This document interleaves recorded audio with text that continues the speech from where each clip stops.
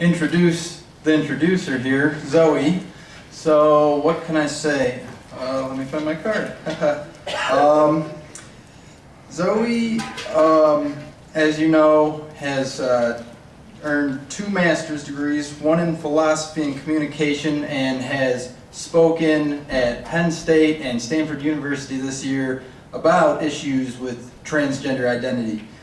I've had her twice now.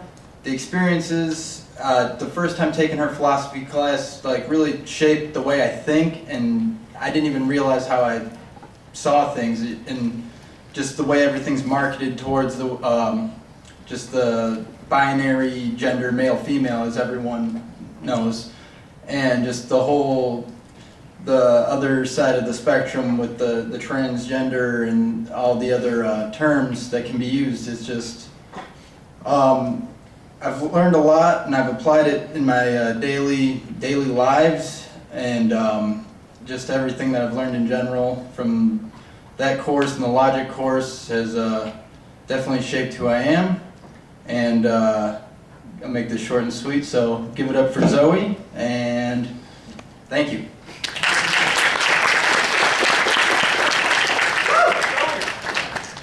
That wasn't enough. Want to do a little more? Okay, Exhibit A, transgender is an umbrella term for people whose gender identity differs from what is typically associated with the sex they were assigned at birth. Exhibit B. This presentation will examine how mental health processes affects transgender people in this country and how it shapes their identities. Everyone on board? Thank you. Okay, on a seemingly undistinguishable fine May morning last spring, I awoke, but despite a lack of any visible changes in the atmosphere, our country, and my body, things were different. I and the other roughly 2 to 5% of our population who are transgender were no longer mentally ill. Now, I, for example, am 28 years old. What happened? Did something occur in my life or the lives of other trans people in America to necessitate our sudden states of sanity? Was there something in the water? Was there something in the air? Had we all miraculously been cured? Now, of course, I'm being facetious, and in reality, nothing had changed regarding the mental state of trans people. However, a social, cultural, and political movement had swept this great land of ours in the form of a new civil rights movement for LGBTQI people. Gay marriage was becoming legal in several states. Don't Ask, Don't Tell had been repealed, and we even saw LGBT characters on TV, a la Glee, how unique. Orange is the New Black and the New Normal, rest in peace. And the overt oppression of non-normative sexual and gender identities just wasn't so cool anymore.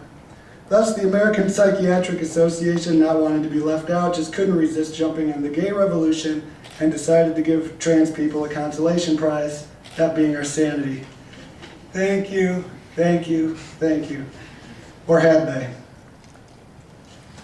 In my work, Managing Transgender Identity, a Foucauldean analysis of proposed changes for the DSM-5 regarding transgender mental health, say that 3 times fast, I rhetorically evaluate changes to the DSM-5 regarding the management of transgender identity.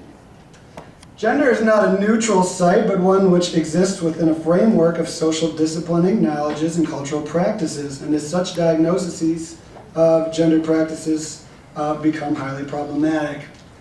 In the history of sexuality, Michel Foucault argues that in the 17th century, the position of governing moves from its rule in that of death to a management of population through the utilization of life, or as he puts it, supervision was effected through an entire series of interventions and regulatory controls, a biopolitics of the population. Through Foucault's theory of governmentality, in which he argues that a shift has occurred in the state, no longer ruling through direct domination, the people will now be managed through the utilization of social institutions, organizations, and apparatuses to discipline, shape, and manage the population. I will argue that the APA's recent changes to the DSM should and ought to be read alongside a number of other practices in law, bureaucracy, and medicine, which all intervene upon transgender autonomy to discipline and shape transgender identity to fit into prevailing heterosexual norms of male and female. After all, nothing could be more centered on population management than gender and its deemed purposes. And transgender identity, which actively challenges it, thus sees itself as a major focal point for its disciplining.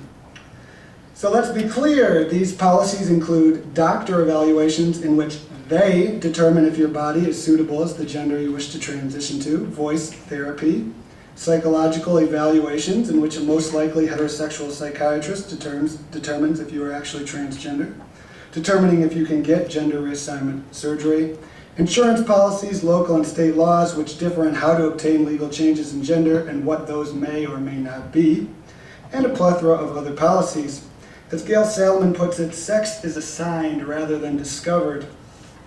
Thus, in short, I argue that the DSM's revisions are not at all aimed to liberate transgender people, but should be seen in a long line of institutional practices aimed at managing transgender identity. This is highly problematic because if a transgender person does wish to opt for gender reassignment surgery, they must submit themselves to the diagnoses and judgment of a heteronormative prescription, and thus their future gender freedom relies on a process of unfreedom, as Judith Butler puts it. So let's begin, and here we compare the DSM-4 to the recently instated DSM-5. Technology. So dysphoria versus disorder. First, if we look to the DSM-4, we see that transgender individuals are diagnosed with gender identity disorder. This diagnosis is not too friendly, to say the least, and that the term disorder is pathologizing and stigmatizing. We are the boogeymen. The transgender person is one who is a danger to him or herself and others, and in need of correction by the psychiatric apparatuses of the state. The label of gender identity disorder has long been used to discredit the judgment and credibility of trans people, specifically in law, and has often meant the removal of children from their transgender parents, for example. Disorder, in this case, assumes a regularity which trans identity does not fit into, and that is, of course, of the heterosexual persuasion, in which I argue the state is interested in maintaining. The term dysphoria in the DSM-5 here is noticeably not nearly as harsh. This term assumes a kind of dissatisfaction with one's gender identity and a personal anxiety attributed to it. However, I ask you, who of you has not had some anxiety or dissatisfaction with your bodies and what society perceived you to use them for? Anyone not had some sort of dissatisfaction with who they are or what they look like, no matter what gender or sexual orientation? Just you? Okay, good. Oh, no. Who has not felt ugly or wished they had larger muscles, a more twerkable booty, longer eyelashes, or whatever social norms we have learned from magazine covers, our peers, etc., all which serve to micromanage our gender and sexual practices? Here in the move from disorder to dysphoria, the trans person is no longer a monster we ought to fear who poses a danger to themselves or others, but a person distraught with their failure to meet heteronormative standards, and is thus in need of the outstretched, kindly arms of the state, who ever so willingly will help them meet societal standards of male and female. Now let's move on to the changes in criteria. Here, if we compare the DSM-5 to the DSM-4, we see what may appear as slight variations, with now only 2 rather than 4 criteria being deemed sufficient, and with only the noticeable absence of the original position B. In both cases, one may immediately ask why only 2 or 4 criteria need to be satisfied, and why any 2 or 4 rather than a specifically chosen 2 or 4. Furthermore, why not 1 or 3? Let's have fun here. It is here where it is clear that it is the point of intervention itself which is worthwhile and valuable in maintaining and disciplining transgender identity. And this is only accomplished by a gentler language and more relaxed criteria due to the current climate of protest in regards to gender and sexuality in our culture. Many activists refer to this as a sort of pink washing in which the APA is getting more credit than they deserve. This change in laxer language and laxer criteria curiously provides both broader access to trans people and meeting diagnostic requirements, and not coincidentally an increase in meaningful opportunities for more proficient management and intervention by state apparatuses into transgender identity. Here we may notice that although it's valuable that B is altogether removed, as one ought not to be labeled disordered for the persistent discomfort that follows from a failure to fit into the arbitrary cultural expectations of a binary gender narrative, it does not change the fact that the discomfort still exists, and for more than just transgender people. Along with many of the criteria for gender identity disorder, we may question what an appropriate pastime is for a little boy or girl, or why a little girl shouldn't be friends with little boys, or why a boy couldn't want to be a fashion designer instead of a baseball player, or why imagining you are the opposite sex for a make-believe game is hazardous. Subsequently, its removal eliminates the possibility of further discourse as to where this discomfort stems from, which arises with the question of inappropriateness or appropriateness, and what an appropriate gender role might be, which is now apparently resolved in this 5th edition, as we'll see in a move to a language even more focused on the subject and their independent need for and increased desire for psychiatric intervention. Consequently, this removal also allows for further intervention with less dispute and less tension.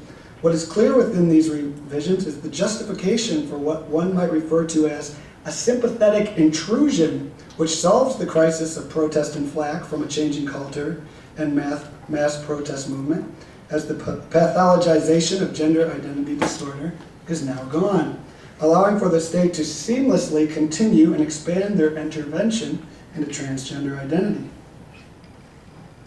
Here we might delve further into an analysis of the language involved in the revisions, which may begin with the repeated use of the softer term desire, which is now stated ad nauseum in the new definition, rather than the harsher insistence, which is visible in 1A of the DSM-4. Such replacement is indicative of what they might label as a position of sympathy to the trans person, but it certainly does not alleviate the necessity for the intervention and perhaps even heightens it. Here, instead of the trans person demanding that they are not the sex in which the state assumes, they are now one who merely longs to be the opposite sex. Such language is indicative of a need for paternalistic care from the state, rather than the previous language which most blatantly pathologized the transgender person and indicated a danger within them that needed to be reformed. Within this revision, the trans person is unsure of him or herself, and is thus not a danger to oneself or culture any longer, but is rather a person who simply desires to be the opposite sex and requires the state's intervention and assistance to successfully achieve their desire and be who they are. We note the wistful nature here. We might also note the move from the harsh term of disturbance to the softer condition, from C of the DSM-4 to D of the proposed revisions. Furthermore, as disturbance is now gone, focus may now move to the term distress, which also, short of pathologizing, now attributes a kind of helplessness to the transgender person who is needing rescue from the APA, who now positions itself as a kind of hero in the lives of transgender people. In conclusion, despite the valiant efforts of LGBTQI activists, recent proposals by the APA and their soon-to-be-published DSM-5, now it is published, may be beneficial in some ways, but will not extricate the state from processes of transgender health, enabling transgender autonomy in processes of transition. Furthermore, in moving from a language of pathologization to one of infantilization, the APA situates itself to intervene further into the lives of transgender people through ascribing a language of inadequacy and dependency to transgender identity. Despite compelling arguments from doctors such as Jacob Hale, who assert quite candidly that other types of reconstructive surgeries are not questioned, such as if a woman got breast implants, or a vaginal rejuvenation, or if a man opted for penile enhancements, and society would pat them on the back for that, by the way. And thus the transgender individual should be free to pursue his or her autonomy as well, eliminating the psychiatrist from the transition process. It is clear that through the lens of governmentality that some types of gendered behaviors are acceptable and others are not and will be denied or co-opted and regulated by the apparatuses of the state and the practices of the management of population. More specifically, those behaviors and practices which support knowledges of heterosexual desire are free to be pursued and are readily advocated, while those which challenge heterosexual desire are admonished and intervened upon. Thus, governmentality can be clearly read in terms of reifying heterosexual desires and the bifurcated gender economy, which necessarily follows from it through the practices of the APA and intervening in transgender lives. Or to put it frankly, America could not stop trans people from transitioning, so now they will make it clear that if they do, they will move from one socially constructed box of male or female to the other to reify and support what Judith Butler refers to as the heterosexual matrix. Queerness will not be tolerated. To conclude, it is beneficial to recognize that although the APA has taken new steps in diagnosing and intervening into the identity of transgender citizens, we must remember that at the end of the day, even though being trans is no longer called a disorder, it still exists in a book of mental disorders. However, there is also a different trend occurring in psychiatric institutions around the world. For example, in France, the Ministry of Health have opted for a different route, as they have not only removed GID as a mental disorder, but also now offer medical services for gender affirmation without such harsh diagnoses. Such moves are extremely hopeful and are necessary for the autonomy and liberty of transgender peoples. We cannot be sure just how the move from gender identity disorder to gender dysphoria will play out, and if this sympathetic intrusion, as I put it, of the APA will be welcomed or rejected by transgender people. And to what degree, however, we can keep in mind that the APA strategy is only one of many across the world, and that in critiquing and deconstructing the practices of governmentality, we may start to illuminate and discover further strategies in the struggle for transgender and all gender autonomy. Here are ways to follow my work and ask me future questions if you have any, but I am open to your questions right now.